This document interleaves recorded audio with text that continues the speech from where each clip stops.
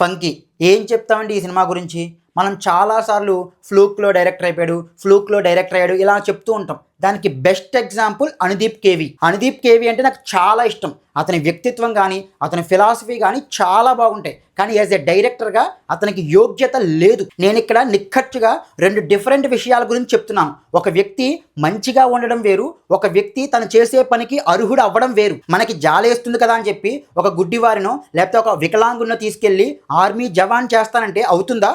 అవ్వదు. అలాగే film direction కూడా ఒక సినిమా కోట్లతో కూడుకున్నటువంటి వ్యవహారం. అలాంటి సినిమాని డైరెక్ట్ చేయాలంటే ముందుగా ఆ డైరెక్టర్కి కొంచెమైనా టాలెంట్ ఉండాలి. టాలెంట్ ఒక్కటే ఉంటే సరిపోతుందా? ఒక సీరియస్నెస్ ఉండాలి, ఒక కమిట్మెంట్ ఉండాలి, ఒక రెస్పాన్సిబిలిటీ ఉండాలి. ఒక్క మాటలో చెప్పాలంటే దర్శకత్వం చేస్తున్నప్పుడు ఒక యజ్ఞంలా చేయాలి, ఒక తపస్సులా చేయాలి. అలాంటి దర్శకత్వాన్ని కేవి అనుదీప్ అనే వ్యక్తి చాలా దిగజార్చాడు. కథ సరిగ్గా రాసుకోడు, స్క్రీన్ ప్లే చాలా చిందరవందరగా ఉంటుంది, క్యారెక్టరైజేషన్స్ ఉండవు, మేకింగ్లో చాలా ఇంపార్టెంట్ అయినటువంటి క్రాఫ్ట్మ్యాన్షిప్ అనేది మనకి ఏమాత్రం కూడా కనిపించదు. అనుదీప్ కెరీర్లో చాలా పెద్ద హిట్ అయినటువంటి జాతిరత్నాలు అనే మూవీనే తీసుకుందాం. నేను పైన చెప్పిన ఏ ఒక్క క్వాలిటీ అయినా సరే మీకు జాతిరత్నాలు మూవీలో కనిపించిందా? కరోనా లాక్డౌన్ టైంలో జనాలు చాలా కాలం ఇళ్లల్లో ఉండిపోయి చాలా చిరాకులో ఉన్నారు. అలాంటి టైంలో మీరు జాతిరత్నాలు అనే సినిమాని వదిలి సరదాగా అందరూ కలిసి థియేటర్కి వచ్చి నవ్వుకోవడం కోసం మాత్రమే ఈ సినిమా తీసామని చెప్పారు. కాబట్టి జనాలు కూడా ఏమీ ఎక్స్పెక్ట్ చేయకుండా, ఒక కథ డైరెక్షన్ ఏమీ ఆలోచించకుండా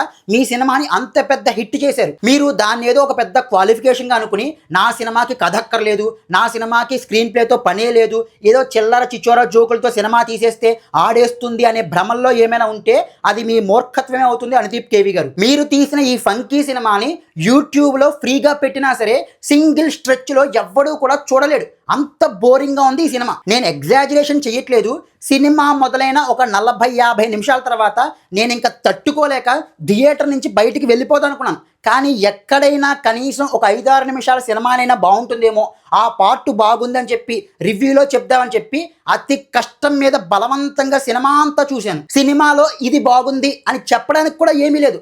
లిటరల్గా ఈ సినిమా మీ సహనానికి పరీక్ష. నాకు తెలిసి ఇది అనుదీప్ కేవి గారి యొక్క పార్షియల్ బయోగ్రఫీ అయి ఉంటుంది. హీరో గారి క్యారెక్టర్ని చూస్తే అనుదీప్ కేవి గారిని చూసినట్టే ఉంది. సినిమాలో హీరో క్యారెక్టరు సినిమా డైరెక్షన్ని సీరియస్గా తీసుకోకుండా ఏ క్యాంటీన్ నుంచి ఏ కర్రీ రావాలి, ఏ సాంబార్ రావాలని చెప్పేసి ఆర్డర్లు పెడుతూ ఉంటాడు. మేబీ రియల్ లైఫ్లో అనుదీప్ గారు కూడా అలాగే ఉంటారేమో. ఇంత నాన్ సీరియస్గా, ఒక కమిట్మెంట్ లేకుండా, అసలు ఎఫర్ట్సే లేకుండా సినిమా తీసిన వ్యక్తి గురించి ఏం మాట్లాడతామండి? చిచి, మీరు నమ్ముతారా?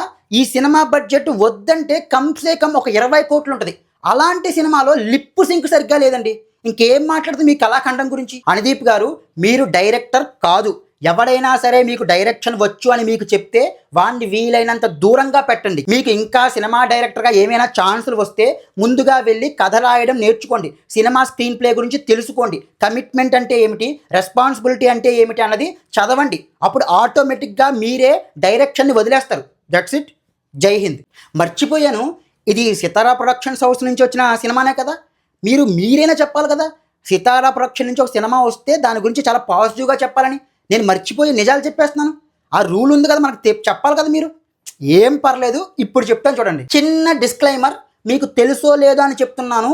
ఈ ఫంకీ అనే సినిమా ఒక కామెడీ సినిమా. మీకు తెలుసో లేదని మాత్రమే చెప్పాను. ఓకే బాబు, రెడీనా? యాక్షన్. సూర్యదేవర నాగవంశీ గారి మీద ప్రమాణం చేసి చెప్తున్నాను, ఈ ఫంకీ సినిమాలో కామెడీ చూసి నేను బాల్కనీ నుంచి పడి పడి పడి దొర్లుకుంటూ స్క్రీన్ దాకా వెళ్ళిపోయాను. ఆ కామెడీ ఏంటి సార్ నాగవంశీ గారు?